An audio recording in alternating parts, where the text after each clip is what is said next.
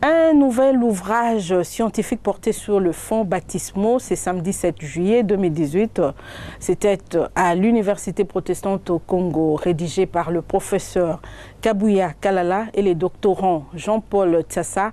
Ces livres a été présenté par ses auteurs et baptisé par le Premier ministre honoraire Matata Ponyo Mapon. Reportage de Jean-Louis Miasekama, Étienne Kumba et Landry Nyangui et Lostine. Les étudiants et économistes congolais recourent le plus souvent aux manuels étrangers. Ils peuvent maintenant compter sur macroéconomie, fondement, microfondement et politique, rédigé en 652 pages par le professeur François-Xavier Kabuya Kalala et le doctorant Jean-Paul Tsassa. Il a été baptisé par le Premier ministre honoraire Augustin Matata Ponyo. Macroéconomie, fondement, microfondement et politique.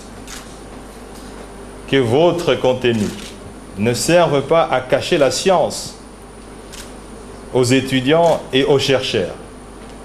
Comme le disait quelqu'un, si vous voulez cacher la vérité, mettez-le dans les livres.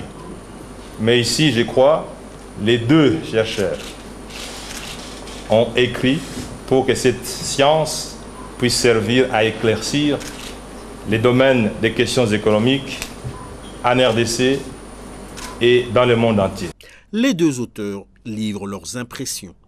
Je me sens satisfait dans le sens que, voilà, après plusieurs années d'enseignement de la macroéconomie, il faudrait quand même laisser quelque chose pour améliorer ce que nous donnons comme contenu à nos étudiants.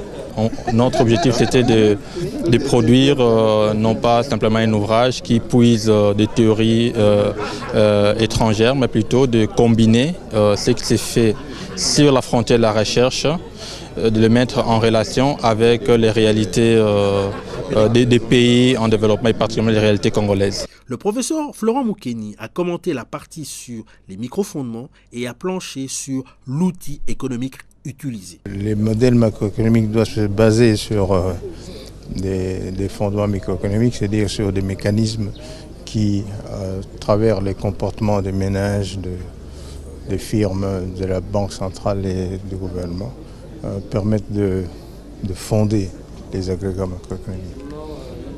C'est un bon ouvrage, d'abord parce que justement ça porte sur la macroéconomie moderne, qui justement demande qu'on lit les fondements microéconomiques des modèles macroéconomiques.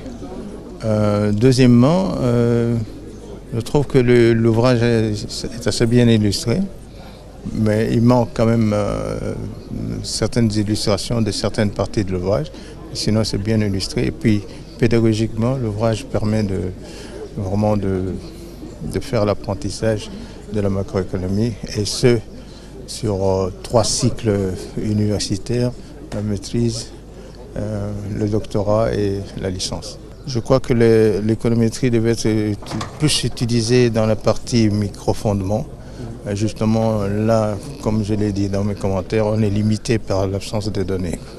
Le professeur Tiker de l'Université de Kinshasa a félicité les deux co-auteurs pour ce manuel.